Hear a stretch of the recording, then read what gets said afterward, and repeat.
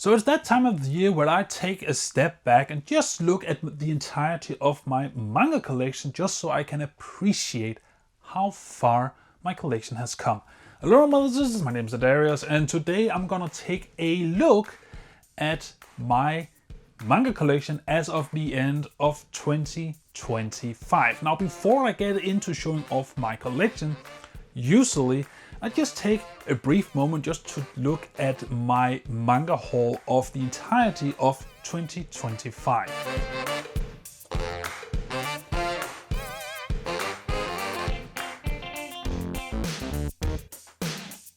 This is probably one of the greatest years I have had in manga collecting. I managed to complete so many series and start so many new ones. First off, I'd like to highlight that I managed to get the final volume of Mashles. It feels so good to be able to finish that series off. Another highlight is also, of course, Fist of the North Star. Just being able to have all 18 volumes of this absolute legend of a series is just awesome. Another one is of course Soul Eater. I managed to get the final volume and that also goes for the spin-offs Soul Eater Not. I'm also gonna highlight Jojo's Bizarre Adventure. Managed to get the final volumes of part 6, but also I managed to start part 7, which many has considered to be Araki's magnum opus. And then at the tail end we have a few deluxe editions. One is of course Trigun Maximum, managed to complete that, and then of course Battle Angel Alita the Deluxe Edition box sets, which not only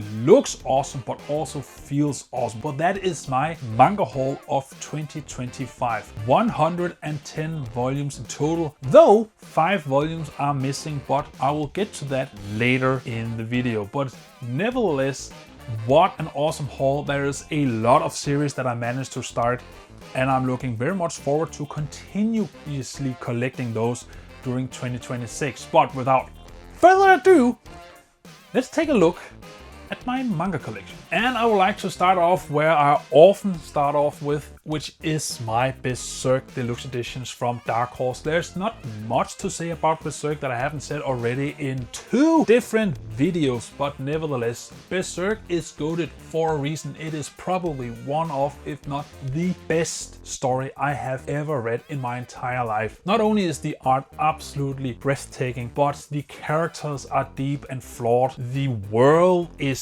gruesome but has some beauty in it. I can talk for hours about Berserk Deluxe Editions, but I'm not gonna. If you have not read it yet, please do so. And I could definitely recommend you doing it in this awesome edition. The art just pops. But yes, that is Berserk. Let's get on to the next one. Yes, I'm gonna squat now. It's always an issue with these videos is the further down we get, the more uncomfortable it's gonna be for me. But I'm gonna try to make do. So, next row. And this is basically my Naoki Urasawa row because it is more or less just taken up entirely of Naoki Urasawa work. First one is Monster Volume 1 up until Volume 9 in the Perfect Edition. This story is so goddamn fantastic. This is actually about a surgeon who is responsible for letting a killer survive, so to speak. But you follow this surgeon trying to figure out and stop this former patient of him before he kills too many people. It is nerve-wracking. It is tense, it's suspenseful, it is masterly crafted and masterly told, and holy hell, it is one hell of a story. If you have not read it yet, I seriously encourage you to do so. And then we have 20th Century Boys and 21st Century Boys, which is the epilogue series in also the Perfect Edition. And this series I have not read yet. It is one of the series I am actually saving for a manga review in the future when I have time to get around to it. But I've only heard great things about it and I just love this edition, and especially that the spines show a figure of some sort. What figure? I have no idea, but I always love connected spines because it just kind of makes it cohesive and unified. And this one is one awesome take on it. But yes, 20th Century Boys, cannot say too much about it, for now at least. But nevertheless, and then besides that, or next to it, we have something related to Akira Toriyama, the creator of Dragon Ball. The first one is Nekomajin, which essentially is just a gag manga with some tie-ins to the Dragon Ball universe, but you need to take it with a grain of salt because it is very, very heavy on the gag aspect, even though the Dragon Ball in itself is gaggy at different points. This one takes it to another level. And then next to that we have Akira Toriyama's Manga Theater, which has all of Akira Toriyama's one-shots, offbeat stories that he made throughout his career, even his very first published manga story. I highly recommend it, especially if you're a big fan of Akira Toriyama and want to see what else he created besides Dragon Ball. It actually gave me some kind of cathartic feeling after his passing reading this, because it was like the final words from a dear old friend, even though I never knew him. But yes, Akira Toriyama's Manga Theater, and that is basically this entire shelf right here. I just love this one. All right, next one. Oh, sucks ass. All right, so this, believe it or not, is actually a new shelf. I mean, this shelf right here has been here the whole time, but normally I have had my comics on non-manga related stuff on here, but that has obviously changed and now it just holds hardcover deluxe editions. So first up we have Vagabond, the definitive edition, volume 1 up until volume 4. I cannot say too much about it because I have yet to read it. This is generally just 3-in-1s, and if you have the Vespex of Vagabond, then you know exactly what's in here. You can kind of see a theme now, but I just love my hardcover manga volumes. It's just my favorite version of a volume, just period. It doesn't need to be manga. It could be comics, it could be novels. I don't give a shit. If I can get it in hardcover, I'm gonna be a happy man. I also like with these, the definitive edition, is that they have this weird slip cover that just cover half the volumes, but when you take them off, they just look so awesome with this beautiful pattern or whatever you're gonna call it. And again, I'm a bit torn. Should I keep these and just display the manga like this, which mostly just covers up beautiful art, or should I just take these and throw them away? It's either or. I'm not going to take them off and then just save them somewhere. I have yet to decide. Maybe you can help me with that. And then next to that we have Ubelblad, the deluxe editions, also volume 1 up until volume 4, which is also 3-in-1s. And just next to it we also have Ubelblad in the paperbacks 2-in-1s, volume 0. This volume I got back in, I think, 2021 or something like that. And then at the time, that was when Ubelblad was going out of print. So then last year, in commendation of the newly released anime for the series, they decided they want to do a deluxe edition, which made me very happy. I've only read the paperback. I've yet to read this. These 2 first volumes confined in this was enough to convince me, yes, I need this series in my life.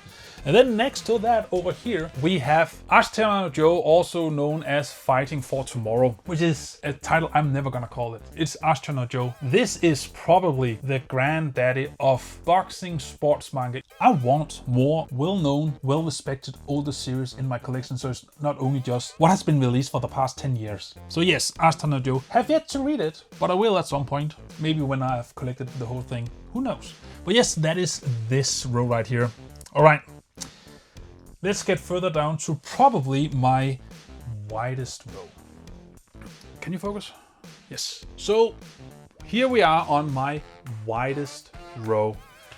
And I even showed you why, because it continues over here, as you can see here. But nevertheless, this is my Jojo's Bizarre Adventure row or shelf or whatever we're gonna call it. And I've collected so many of these that I now take up the entirety of these 2 rows, and the next volume I'm gonna get will have to go on this shelf right beneath it. That's a lot. But yes, let's get into it.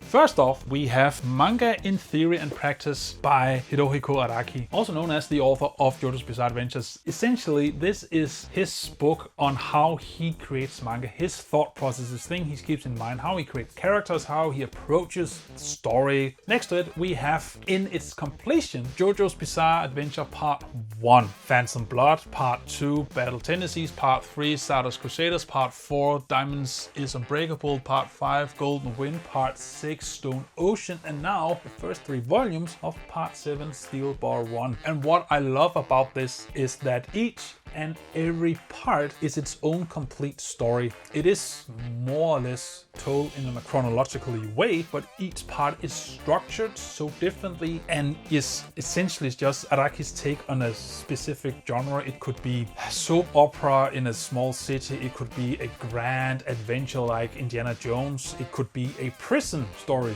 it could be a mafioso story. He uses each part as an opportunity to create a story in the JoJo's Bizarre Adventure universe with one of these or multiple of these genres, which just, it makes the story never boring, even though it is as long as it is. I mean, it has more volumes out now than One Piece in Japan, yet it never gets stale. It is, as the name says, very bizarre.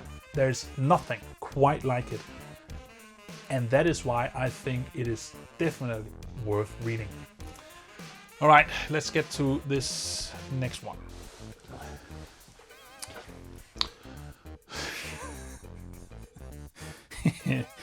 It's kind of lackluster, I know. This is all there is on this right now.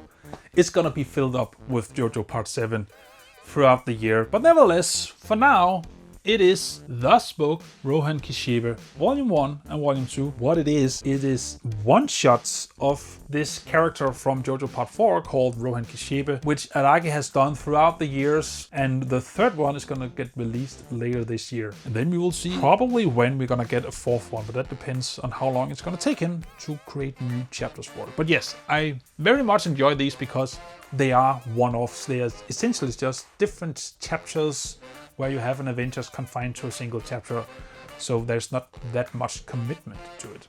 So if you want some extra material for JoJo's Bizarre Adventure, I highly recommend these specifically because they are still from the man himself. All right, down to the bottom 2. Oh no, oh no, oh, God damn it. Oh. I hate being down here. Let me just, there you go. Oh, my neck. Right. Should I just do this so you're not distracted by the blinking light? Let's just try it. I hope this is not too loud. So, bottom 2 rows of shelves or whatever. So, this one right here is Dragon Ball in its entirety, all 42 volumes. This is the Danish version, which is based on the German version, which is also black. It holds a very special place in my heart because volume 28 was my first ever manga volume that I bought back in 2002. Yeah, I've been collecting manga on and off for over 2 decades, which just sounds insane when I say it out loud. I am considering getting a English version of this if it ever gets a deluxe edition, mostly because this is worn out and I don't want to read it too much in fear that it actually might deteriorate. And then right behind me here we have Akira Toriyama and Akira Sakuma, which is how Akira Toriyama he created manga, and it is created and presented as a manga in and of itself, and it also shows him critiquing newcomers manga pages. So their initial first page, he just goes over not that the art is bad, but more how they structure a page and such. It's very insightful. So that is my Akira Toriyama shelf. And then at the bottom here we have what I refer to as my trash shelf. The reason it is a trash shelf is because it is out of print, cancelled Danish manga. So back in 2010, the Danish department of Carlsen, which is a German publisher, shut down its manga department, and that meant that a lot of series was left hanging. You can see I have Naruto up until 155, and you know 55 is not the final volume, it is 72, so pretty close to actually manage to completing that, but I'm never gonna get that. So if I want to complete it, I need to get the box sets from this. And then next to it, behind me right here, you have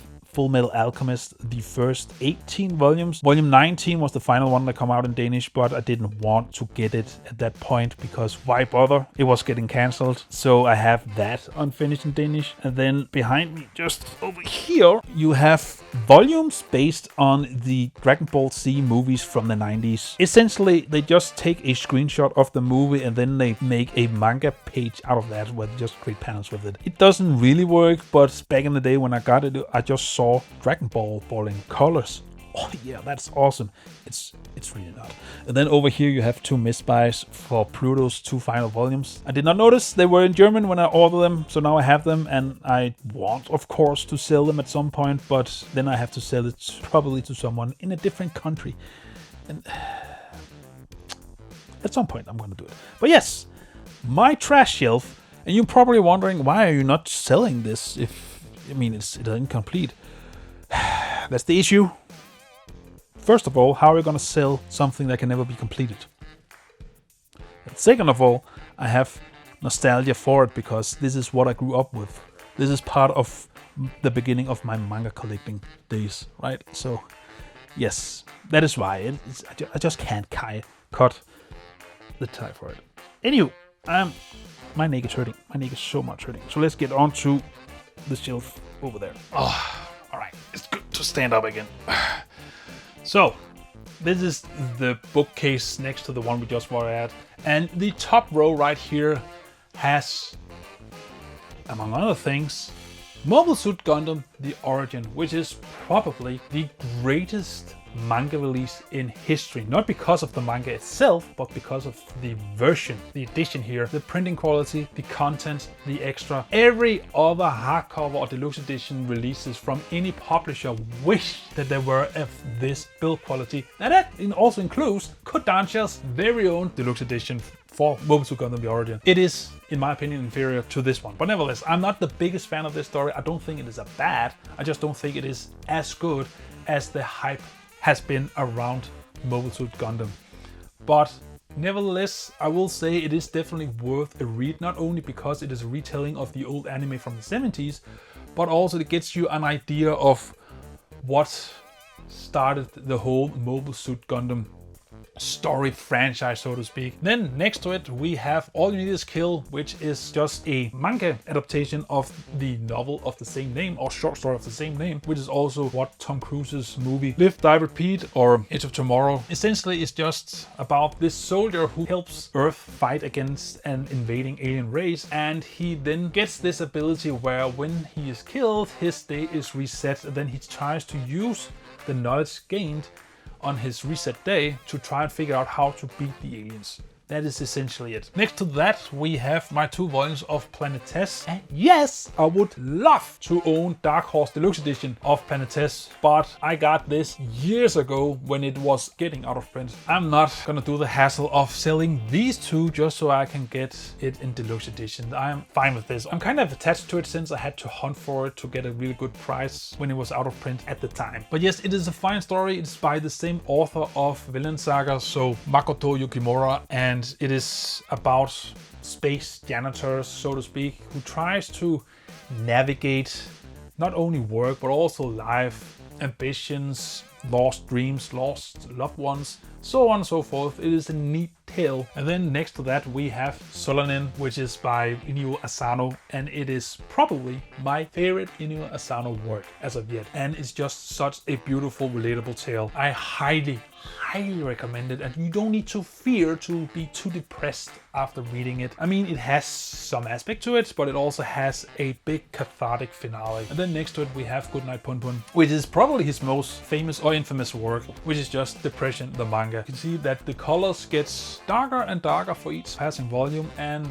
that is no coincidence, because as the colors of the volumes get darker, so does the story. It is not for everyone. It's definitely worth a read if you can stomach it. If you can't, don't go into it, but I highly recommend it. But nevertheless, that is Goodnight Punpun. Love it. If you are still on the fence, should you read it or should you not read it, I do have a review on it, so you can check that out if you want to, and then from there see if this is something that you want to read.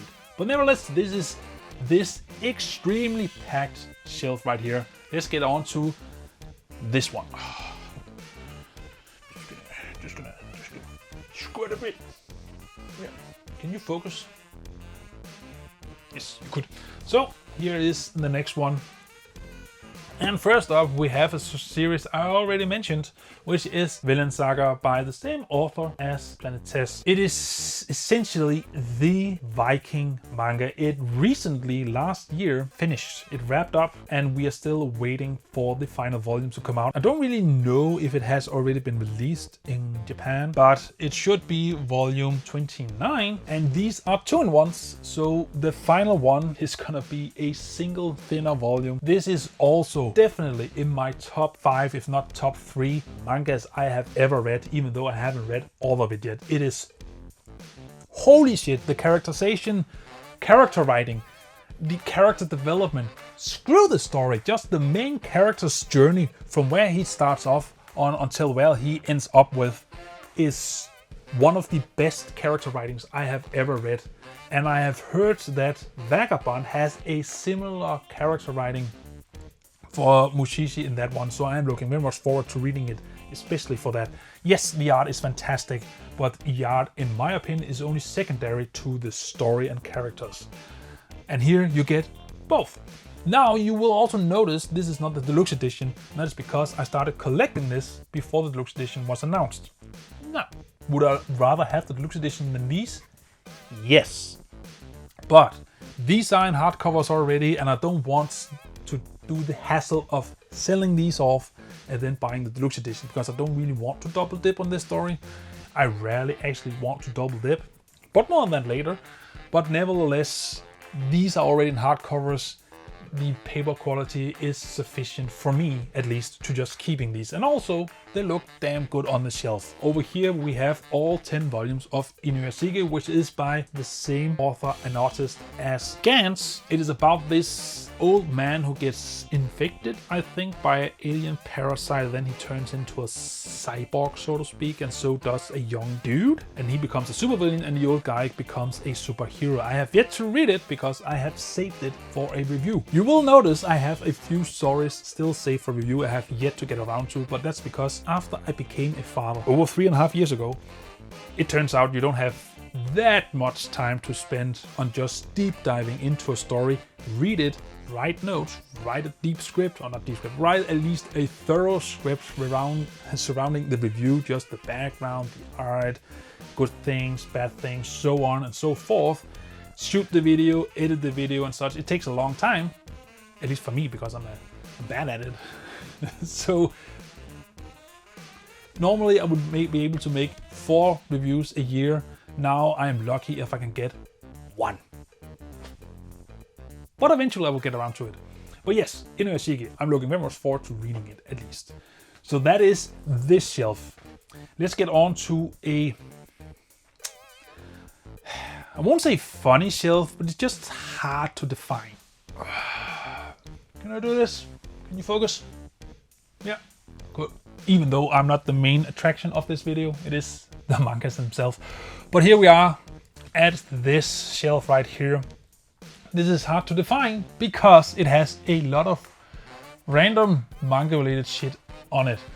So let's start from the end right here. So this is 2 volumes of Shonen Jump. The only reason I got this is because they have chapter 999 and chapter 1000 of One Piece. They are actually a whole package because the covers are combined. So you can combine the 2 covers and then you get this awesome art piece right here. So that is why I have that. It's also interesting to at least see how Japanese readers experience the mangas that we often love. Then next to it we have Color Walk, which is just One Piece art collection. This one is in Danish. As I stated earlier, the Danish department got discontinued, so this is the only one I had. And then this released volume 1 and volume 2 of Color Walk, and then they stopped doing that because they wanted to create the compendiums instead with this 3 color walks in one in hardcover high quality edition. So here we have the first 9, and I think volume 11 has just dropped or is about to drop in Japan of color walks. So we're gonna take another year or 2 before we get the 4th volume of color walks. And then next to that we have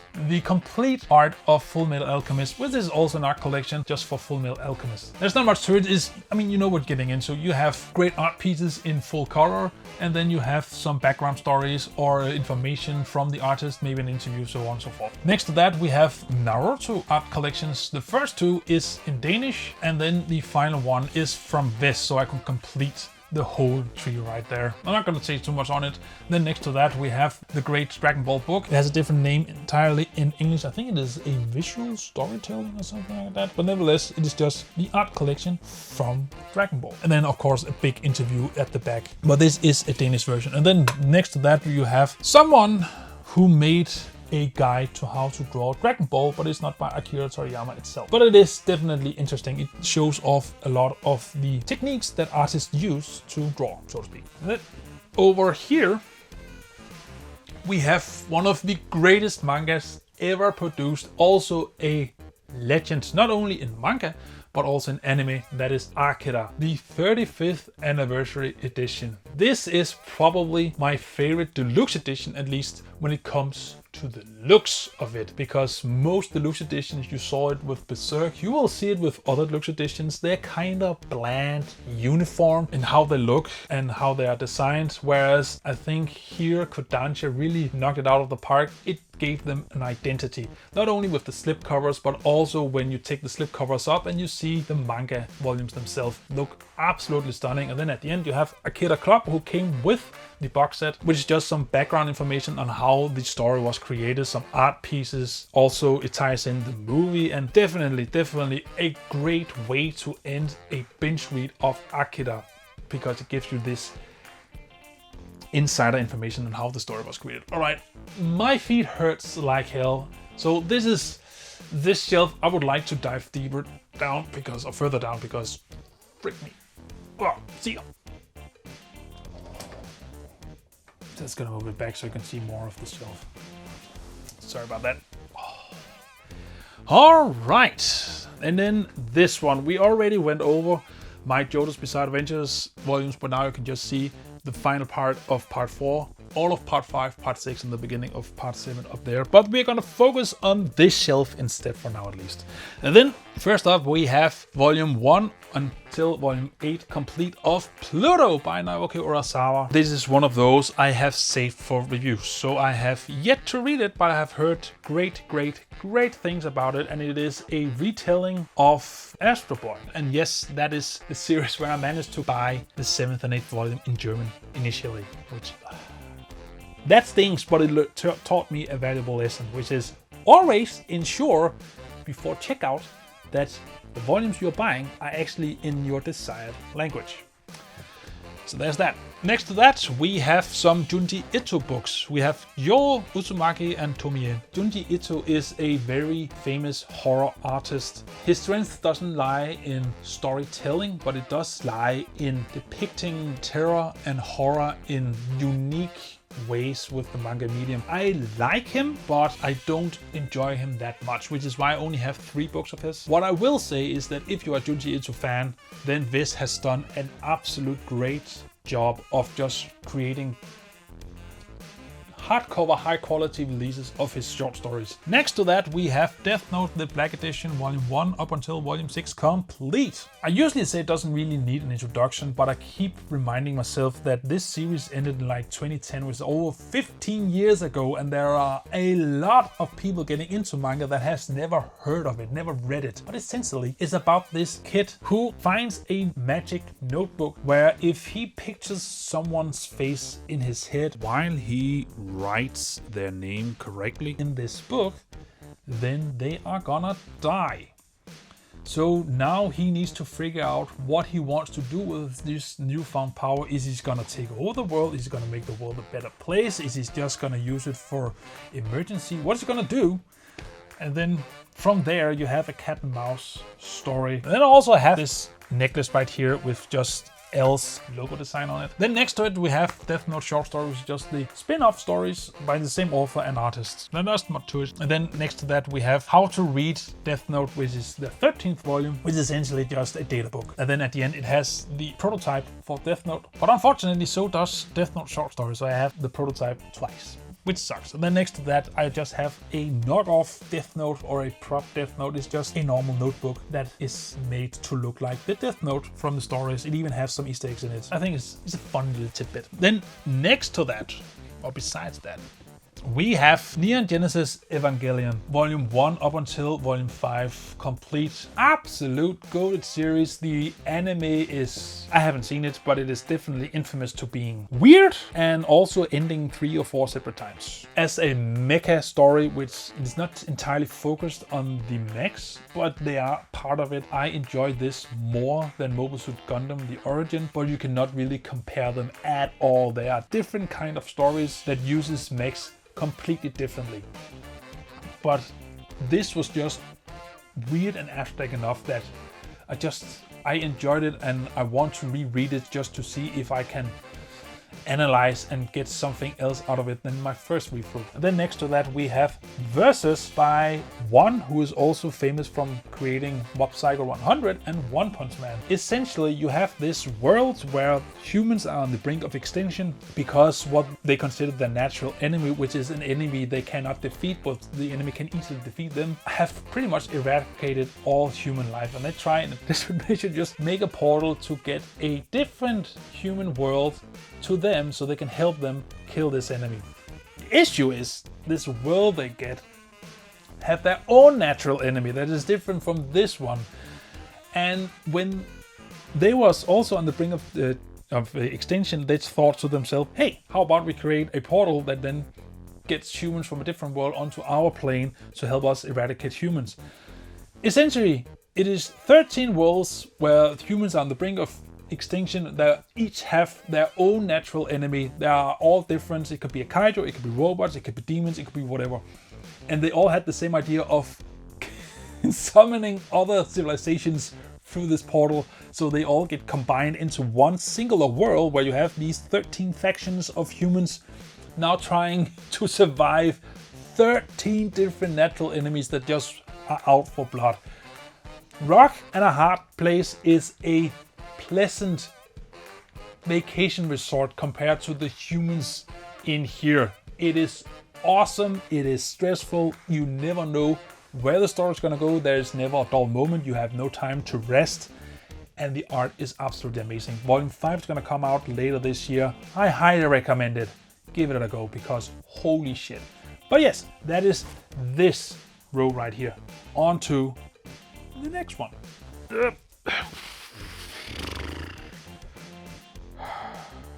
Right.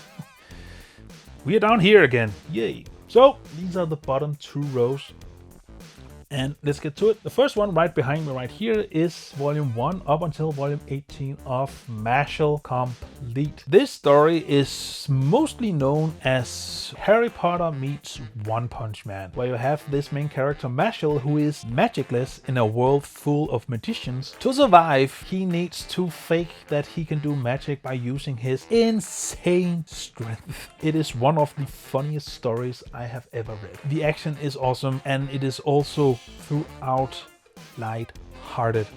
A very enjoyable read. I highly recommend it. And then next to that you have Kaiju number 8, Volume 1 up until Volume 14. Essentially, I mean, it should still be popular, so to speak, because it has the anime ongoing, but it is about this world that's continuously attacked by giant monsters called Kaiju. And then you have our main character Kafka, who desperately wants to get into the defense force to fight these Kaijus and to dance side by side with his childhood friend, who is now a captain. He gets possessed by a small monster who makes him into this Kaiju number 8, who gives him super strength, super speed, and now he has a chance to fight Kaijus.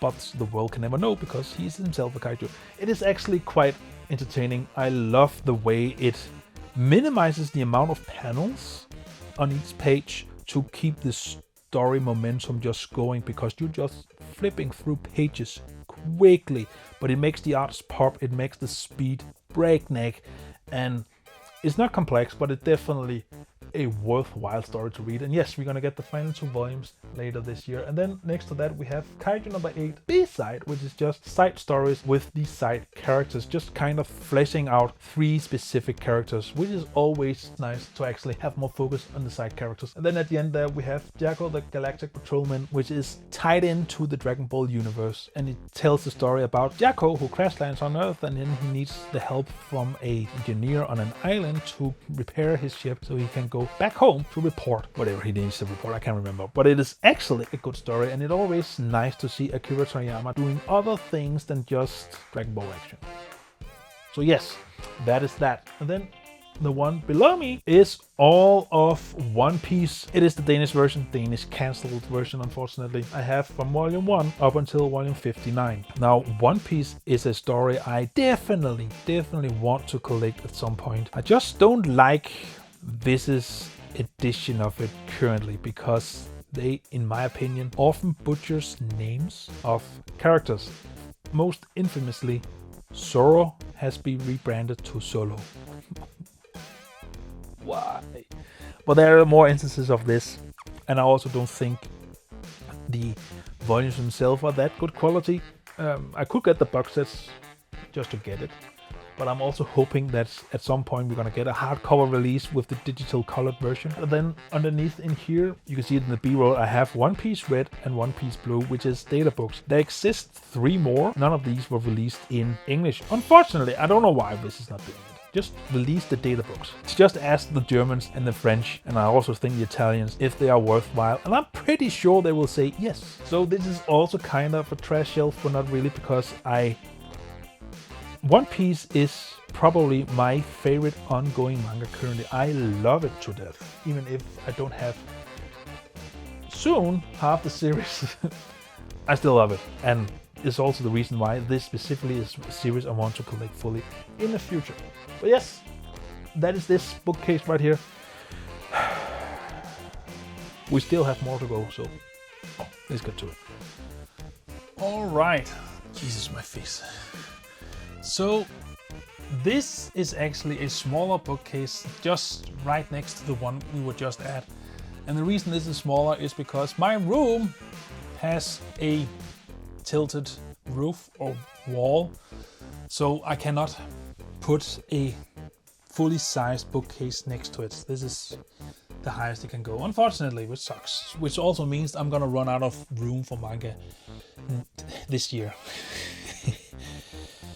It is what it is. Here we have 2 deluxe editions. The first one right here is Trigun and Trigun Maximum in Dark Horse Beautiful Deluxe Editions. The difference between Trigun and Trigun Maximum is that Trigun is a shonen manga released in a shonen magazine, and Trigun Maximum is the continuation of the series but released in a seinen magazine. I have yet to read this. The reason is not that I'm saving it for review, it's just that I haven't got around to it yet. But nevertheless, I'm looking very much forward to actually reading this at some point, because it is also one of those goated series. And then next to that, we have the deluxe edition box set of Battle Angel Alita. Again, this is also one of those I have yet to read, but I'm looking very much forward to actually doing so. And then maybe I'm gonna be so pleased with it that I also want these side stories, but I'm not sure as of yet, because they are not a deluxe edition for some weird reason. I don't know why. It also includes Holy Night and other stories, which I guess is just side stories. But yes, the box set itself is probably one of the highest quality box sets that I own. It is so sturdily built,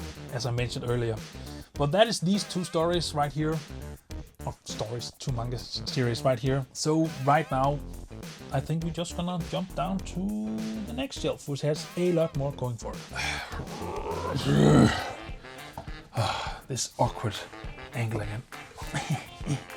All right, so here we have, first off, Soul Eater, the Perfect Edition, and Soul Eater Not, the spin-off series, also in the Perfect Edition, both complete. Soul Eater is one fantastic story. I did not expect it to be as good as it was, but holy shit, what a series. And also this edition specifically is just top tier. Set in this weird world where you have people who can turn themselves into weapons, and then other people who can then wield these weapons. They go to a school and then they try to figure out how to stop a looming enemy. I'm not gonna go too much into details, but what I like about this story most is that the protagonist in this shonen action manga is a girl, which is rare. I want to see more of that. Then the spin-off is more a slice of life story with these three girls trying to go into this school for these death meisters and death weapons. And it has more of a light tone, but it still managed to tell a gripping emotional story at the end. Highly recommend it. If you're not read Soul Eater, Soul in Love, definitely do so. Then next to that we have the first volume of Kingdom, which I believe tells the story of how China became one country. I'm not sure, but I'm pretty sure. I have yet to read it, but I know it is a goated series that Viz just started releasing, and they're gonna release one volume each month until they catch up. And there's currently 77 or something volumes out in Japan, so that's 77 months at least until they're caught up. That's insane. And then next to that we have Witch Hat Atelier Kitchen Volume 1 up until Volume 5, which currently is all that's out. There's not even a 6th volume in Japan. I think they only have one additional chapter released as of now, so when a 6th volume is gonna drop, it could be years. I've yet to read this, but Witch Hat Atelier Kitchen is actually a spin-off of Witch Hat Atelier, which is the 5 volumes that I mentioned in my 2025 manga haul section of this video. Why did I sold off these 5 volumes? I used to have them. They look great next to it. The reason is that Kodansha announced last year that this year at spring they're gonna release a deluxe edition, a grimoire edition of Witch Hat Atelier, and of course I want that. I was only 5 volumes deep into this series, so I didn't find it too much of a hassle to just sell off these 5 volumes at a loss and then wait for the deluxe editions. And then next to that we have the greatest manga ever produced, and that is Rooster Fighter. Rooster Fighter is just awesome. It is a rooster fighting kaiju, and the kaijus are the size of buildings. What more do you need? I shouldn't need to tell you anything else about this story to get you actually to read it. It is fantastic. It has great humor, it has great action, and luckily it also has fantastic art. I mean, we are almost at One Punch Man level. Just read Rooster Fighter. You have no excuses. It's only 8 volumes as of now. Volume 9 and Volume 10 are gonna drop later this year. Highly recommend Rooster Fighter. Epic series. But that is this shelf right here, minus the 5 volumes missing. Let's get down to the next one.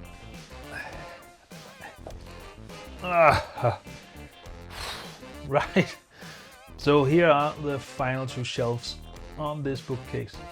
So first up here we have Pokemon Adventures Volume 1 up until 65 or something. But yes, I have all the series currently available in this big trade paperback edition, which is Pokemon Red, Blue and Green, Pokemon Yellow, Pokemon Silver and Gold and Crystal, Pokemon Ruby and Sapphire, Pokemon Fire Red and Leaf Green, Pokemon Emerald, Pokemon Pearl and Diamond and Platinum, Pokemon Heart Gold, Soul Silver, Pokemon Black and White, Pokemon Black 2 and White 2, Pokemon X and Y, and the first 2 volumes of Pokemon Omega Ruby and Alpha Sapphire. But it is an awesome series. It follows the storylines from the games but does something creative with it. So it's not based on the anime, it's based on the games, but I highly enjoy it. It is kid-minded, but it is a lot more adult in its approach to storytelling. There's a lot more violence, that's what I'm trying to say. And then next to that we have Volume 1 up until Volume 19 of Sakamoto Days. A fantastic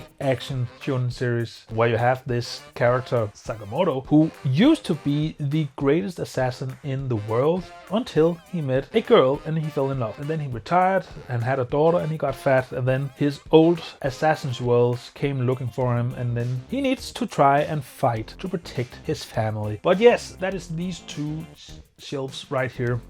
And then I'm not really gonna show it, maybe in some pre-roll, because I have a table right here. That's my desktop table, and then next to it I have another bookcase, but I can just try and show you over there. Right here you see all my comics. I'm not gonna summarize it again, I do that every year.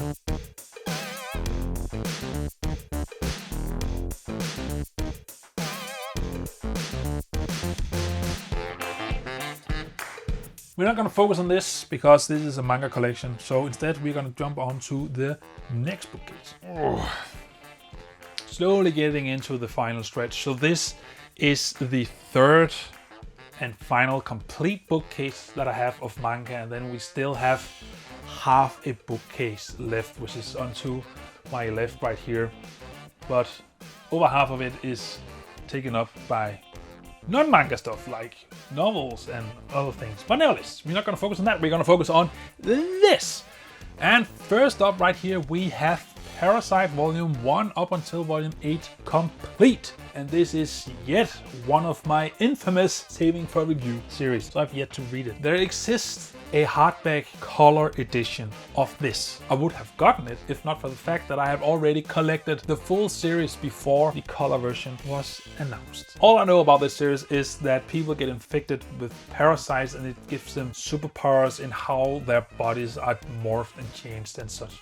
That's about it. It's also an older series. I don't know when it was released, but I'm pretty sure it was in the 90s or something like that. Next to that, we have The Elusive Samurai, Volume 1 up until Volume 17. And this is such a good series. It is based on Japan's history of a certain emperor whose entire family gets absolutely massacred. Then this prince, who is I think 8 or 10 at the time, needs to try and reclaim the throne, so to speak. So it kind of follows his life on how he's gonna reclaim his land and his people. And he is also extremely evasive. He cannot really fight, but he's very good at running away and evading attacks. Therefore, the title, The Elusive Samurai.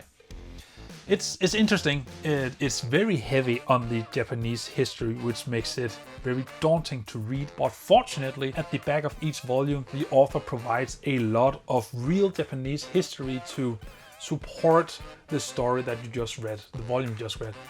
But it also gets extremely dry and heavy. So if you're into that stuff, there's a lot of things to extract from this. If you don't really care about it, then you can just skip it. But the story itself is still very entertaining. Then next to that, we have Record of Ragnarok, Volume 1 up until Volume 16, which is what is out right now. I believe Volume 17 is going to drop this month or next month. So we have humanity on one side, you have gods on the other side. They're gonna duke it out on a one-on-one duel for 13 rounds straight. Whoever gets 7 rounds first wins. What do they win? Well, if the gods win, they're gonna eradicate all of humanity. If the humans wins, they're gonna survive for another 1,000 years. The art is great, the action is fantastic, and also has a lot more lore to it than you would initially expect. Also, bonus feature, it actually has pretty much all deities in human history. At least it alludes to it. So you have Greek mythology, you have Norse mythology, you have Egyptian mythology, you have Mayan, you have Celtic, you have a lot, Hindu also represented in here. You have a lot of deities trying to fight in this tournament. Highly recommended, very action-packed. All right, that is this one. Let's get on to the next one. Right, next one. So this one has something entirely new. It has something related to Korea. Normally manga are from Japan, whereas this is from Korea, and that is a light novel, which is not exclusive to Korea, and also a manhwa. The light novel is for solo leveling. It is volume 1 up until volume 8 that completes the entire story, and then the manhwa or webtoon is based off the story for the light novels. I have yet to read the light novels. I will get around to it at some point, but I have been focusing at least half of the last year on just reading more of my backlog to try and decrease the amounts that I had yet to read. The cool thing about solo leveling is that it is printed in color just like a Western comic, which I think is awesome. But nevertheless, Solo Leveling probably mostly famous for its ongoing anime, which is doing numbers, and probably season 3 will also just knock it out of the park. I'm pretty sure that we only gonna get 4 seasons in total, because season 2 ended roughly around here, around volume 7. So we're halfway done, so to speak. But trust me, if you thought what was happening in season 1 and 2 was insane, you have no idea what's yet to come. And then Next to that, we have Noise as well as Blame. I have yet to read it because that is also one of the series that I have saved for reviews. Noise is also at least in Germany, I don't know which other countries is known for this, but it is also known as Blame Volume 0, so it's kind of a prologue to the Blame story. I don't know much about it except that it relies much more on visual storytelling than dialogue-based storytelling. It leaves a lot of things vague and then you can interpret it however you want. But again, I could be entirely wrong, but that's just what I've heard.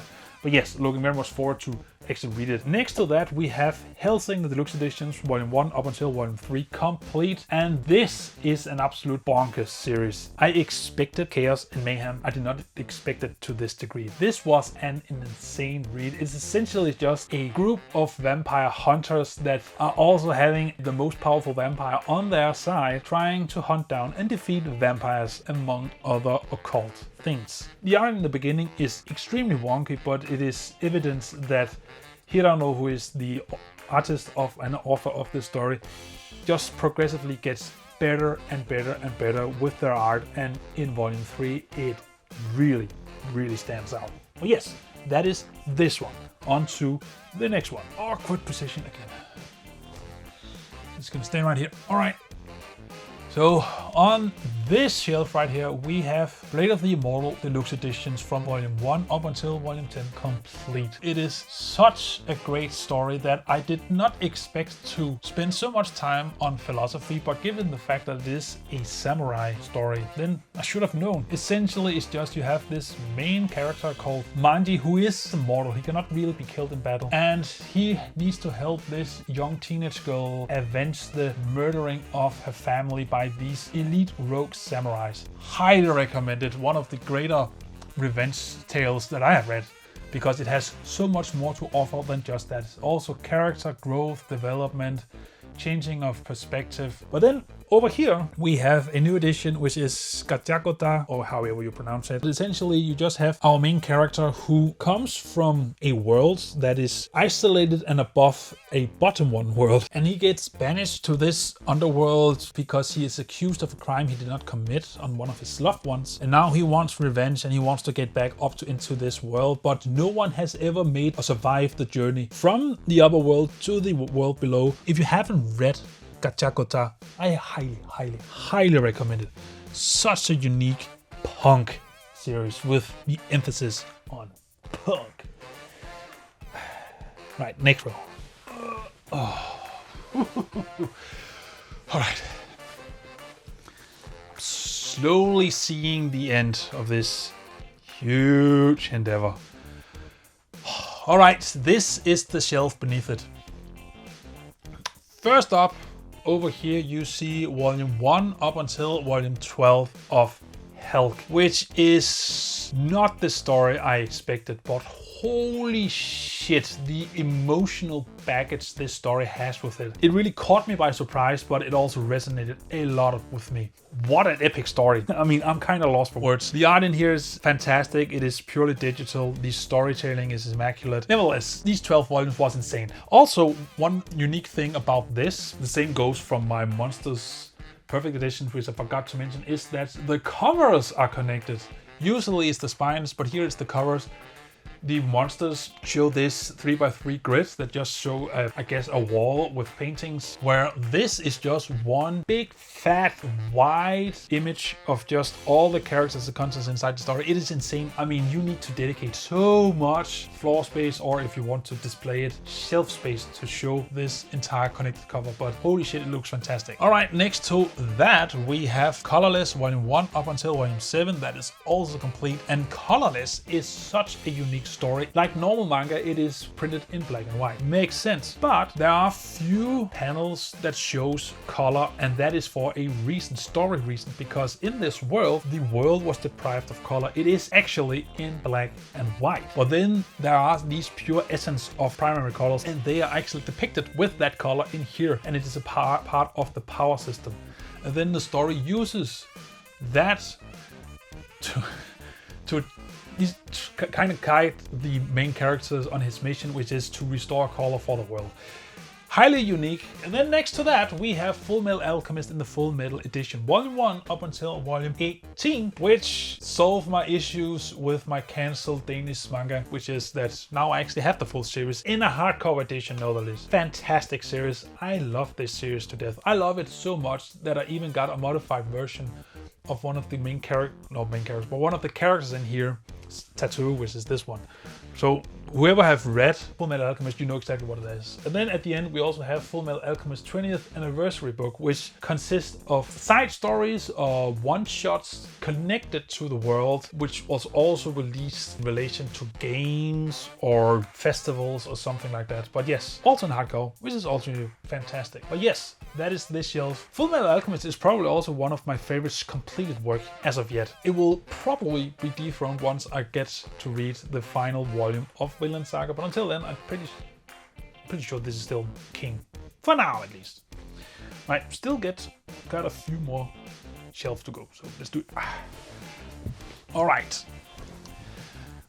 This one is a biggie because this is where I have Fist of the North Star from Volume 1 up until Volume 18, which completes the series. And not only is it in hardcover, but it also has connected spines, as you can see here, in blood spatter nonetheless. One of the things that surprised me, besides the art is insane, especially given its time. But what really surprised me is how it allows its extremely 80s, 90s inspired macho men to show not just emotion, but vulnerability. They cry a lot in here, and they allow the men to actually show and feel these emotions, which is rare, especially given the time frame it came out. Did not expect that, but appreciate it nonetheless. To my other side over here, we have Alice in Borderland Volume 1 up until Volume 9 complete. Essentially just a battle royale, Squid Game, but not kind of manga. You have these people thrown into this odd world where they need to play games to survive. But each game has a winner and has a loser, and the loser is gonna get killed. But it is not about becoming the overall winner. It's about surviving and finding out why are they in this world and how can they escape. Did not expect this story to be as good as it was, but holy shit, it was awesome. And I know it has a spin-off or a success series, which is also complete. And I just want this to also adapt that. Just get the license and release that, please, because I need that in my collection. But Alice in Borderland. Also, it has an awesome connected spine as well. But yes, let's get on to the next row. My God. Just gonna do this for now. Just bear with me. All right, bottom two shelf of this one, and then we only got half of another bookcase, and then that will be it. So let's keep the momentum. So here, over there, you see 3 volumes of Astro Boy in the Danish version, which is a retelling of the origin of Astro Boy in this very cute art style. My daughter, who is 3.5 years as of this recording, often is intrigued about my colorful books in here. But unfortunately, most of my mangas are not suitable for children her age. Except this, and she knows this is something she is allowed to be read to, but I haven't done it yet because they are very old, they're very frail, but I'm pretty sure at some point she will force me to actually read it to her. It is sweet, it is cute, it is just funny that I have 2 Astro Boy manga series in my collection, and none of them is the original. Next to that, we have Yugioh Volume 1 up until Volume 38. That is also complete, and that is also in the Danish version, which explains why the spines looks different. They have this hieroglyphical pyramid wall or whatever. Yugioh probably doesn't need an introduction since the card game is still prevalent, but essentially it is about this kid, Yugi, who solves this ancient puzzles and gets a second personality who just excels at any game, and now he needs to figure out what this entity's deal is and what are these millennium artifacts that can potentially destroy the world. I highly recommend it. I really do love it. I think it's much better than the original anime, and I actually enjoy the original anime. But this is, I won't say adult, but it is less kid-friendly at least. There's a lot of blood and death in here compared to the toned-down anime. And also, I want to highlight that I have the 3 gut cards in brass right over here, just kind of to complete the shelf.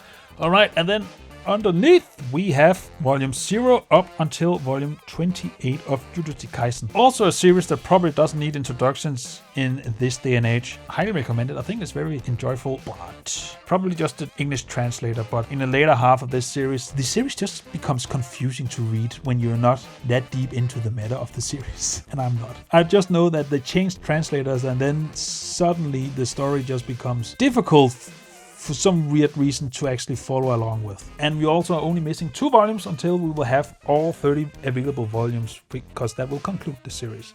And then right here we have another goated series that in this day and age needs absolutely no introductions. It's the first 5 volumes of Kagurabachi. More or less up to date. Volume 6 drops soonish or has dropped. It's a series I followed since chapter 1 was released because of all the hype and memes it got on Twitter, because I'm very precautious of jumping into new series that Jumps introduces, because they just cancel series left, right and center, and to actually invest myself into a story, I want to be sure that it's gonna survive more than just 30 chapters. But this got so much traction that I wanted to just give it a go, and lucky for me it stuck around and it's probably gonna stick around until it naturally ends. But Kagurabachi, I don't want to say anything except that it's clear to see that the author of this is a big fan of not just Quentin Tarantino's cinematography, but just cinematography in general.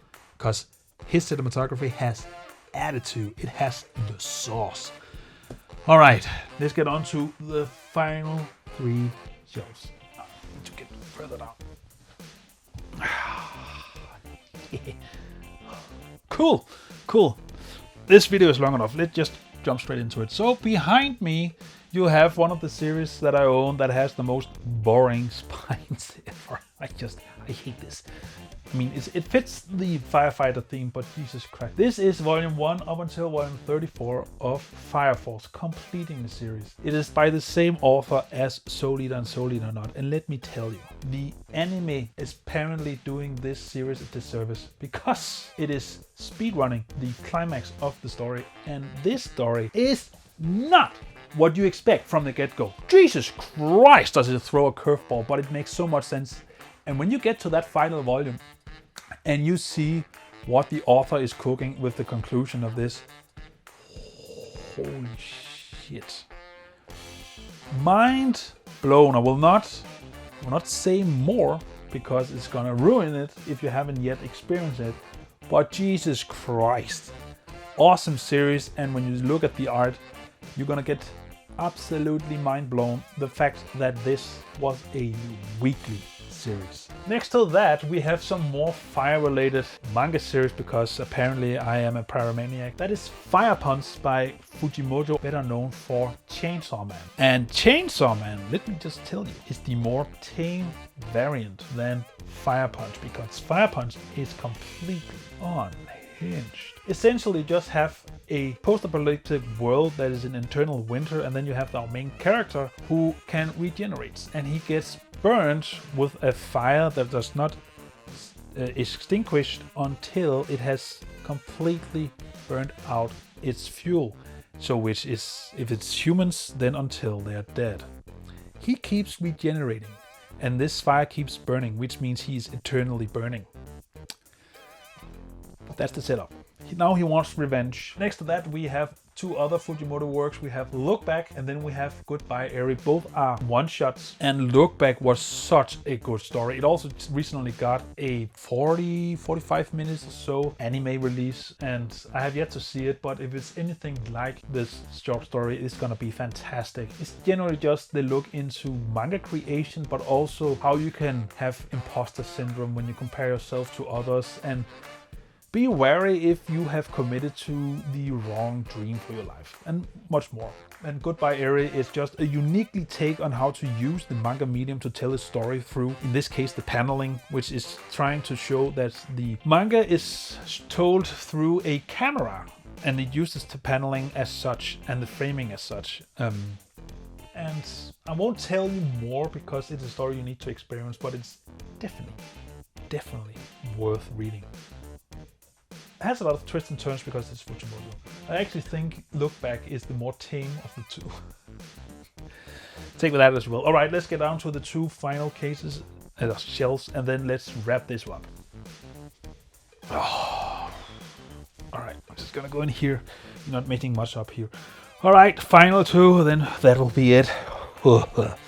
So, behind me you have volume 1 up until volume 36 of Black Clover, a manga that is soon-ish wrapping up. It seems like it just finished its final fight and now we are in epilogue territory. It is actually very good. It does everything generic shonen in my opinion, both with protagonist, antagonist, story, the battle system, the world building, but it does it so well that you just don't care, and the art has so much heart to it. So I like this series. I'm looking very much forward to see how it's gonna wrap up. But yes, highly recommend Black Clover, the most shonen-esque manga to ever be released in Shonen Jump. Next to it we have Sundome Volume 1 up until Volume 8, which completes it.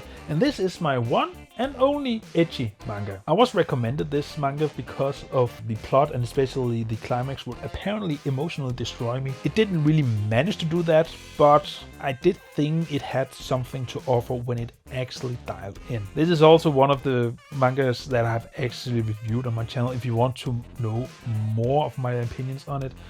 But I won't recommend you getting it, mostly because it is completely out of print. I had to hunt this one down, and the final volume I had to pay overprice to actually get it. Then next to that we have Gigantomachia, which is a story from Kentaro Miura of Berserk. It is a one-off, but when you read it and have completed it, it feels like it was the prologue for a much bigger story. The world was so enticing that you just want more, and the story was left on this beat where it seems like there's a lot more planned, but there's never gonna be more. It was always intended as a one-off, which sucks because I want more. Then bottom shelf, let's get to it. First up we have volume 1 up until volume 15 of Dandadan, and the artist of this is actually an assistant of Fujimoto. Dandadan is so good. It has all the wackiness of Chainsaw Man, but then you have added some Jojo's Bizarre Adventures spice to it. It is so weird, but yet it makes so much sense. You have these two main characters where one doesn't believe in the occult but believes in aliens, and the other doesn't believe in aliens but believes in the occult. And then they find out that both things exist and they get power from it, and now they need to go on a mission to retrieve something that one of them lost. And while doing so, they discover that they do in fact have blossoming feelings for each other. So this series balances absolutely insane storytelling and action and set pieces with the most genuine, well-executed teenage romance I have ever read. So then next to it we have Chainsaw Man Volume 1 up until Volume 19 by Fujimoto, who also did Look Back and Fire Punch and such. Volume 1 up until Volume 11 completes Part 1, which is highly regarded by pretty much everyone has read it as one of the best Shonen Jump mangas. Whereas Part 2 is more divisive, and it's evident that it's not as tightly written as the first part, but I still think it has a lot to offer, and we are getting towards the climax as of now, and I have no idea how it's gonna end. Then next to that we have two Danish manga. We have Kajiga and we have Sandland, both from Akira Toriyama. Kajiga is more or less the first few volumes of Dragon Ball, but a different setting. But the feel you get from it is very similar, whereas Sandland is, in my opinion, the greatest writing that Akira Toriyama ever managed to do. I love it so much. It is idiotic how well executed it is, and I'm so saddened that he only made one volume for this. It should have been so much more. But what we got is fantastic. Holy shit, it's better than Dragon Ball. And I love Dragon Ball. Alright, I'm gonna stand up to finish this video because my neck hurt like hell. Oh, I've been recording all day. These always takes hours upon hours to record, and then I have to edit it down to roughly an hour. And each year I just hope I can get it under an hour. So I'm gonna keep this outro short. So that is my entire manga collection as of the end of 2025. And I looking so much forward to hear what your manga collections looks like, or what is the top 5 series in your collection. And also, do you think that I am missing some series now that you know exactly what I have? But just at the end here, I have some small data that I want to share with you. So in 2025, as I've stated, I have gathered 110 volumes, but I sold off 5, so that is down to 105 volumes, which takes my collection to a total of 867 volumes, which means I am less than 150 volumes away from the big 1000. Will probably not happen next year or this year, but in 2027 I am confident that I'm gonna crack the 1k, which is gonna be insane, but it's also gonna be because, as you have just seen, I have limited shelf space left and I cannot cram any more bookcases in here. Otherwise I will have to empty the other ones, but I use those to display books and movies and such, and I don't know. It's gonna be a headache for another day. But yes, thank you so much for watching. If you kept watching until the end, I highly appreciate it. I also really appreciate that you keep sticking with me and see what weird ideas I come up with next manga related. I mean, this year, or last year actually, I tried something new, which was, what if I made more than just manga haul videos? So I set a goal that each 2 weeks a video had to drop. So it was interval between manga hauls and then a manga themed video.